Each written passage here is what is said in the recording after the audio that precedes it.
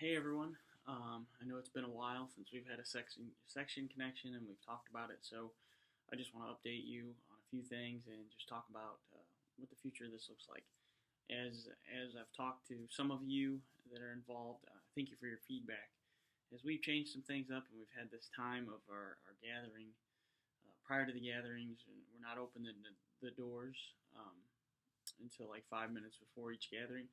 There's a lot of time out in the lobby, and so for our sections, we're looking at how this is going to work for Dayspring and what's the best option for us. And so at this point, I think that the best thing is those of you that have connected with me and that are a part of this, I'm very excited and I don't want to leave you hanging. And I apologize that it's been a little over a month since we've talked and chatted. But I've just been processing and asking the question, like, how does this work for us? And so what I want us to do is utilize that time to be here before each gathering, to be out there connecting with people. And, we have to realize we have to create an atmosphere of connectedness. It's not just going to happen. And so, I think that's why right now the connection time prior to each gathering seems to be working.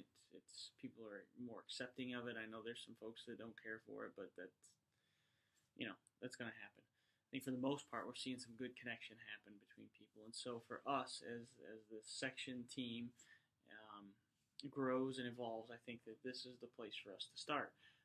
We have to get to a point where we create that atmosphere in the auditorium for people to be here early, to feel that connectedness. And that's something that we're lacking, and I think that's why it can seem like maybe it's not working, and how do we define not working? I think for Dayspring it's working. We're a different church than some of these other churches that have done this, and so we have to do it the way that works best for us. So, continue to tap into the resources that I've given you. There's about 10 different connections, section connection videos that are out there at this point. Utilize those resources to continue doing what you're doing, just to take time to connect with people, out in the lobby before each gathering. Be there ahead of time before the gathering. Afterwards, be around as well to connect with people.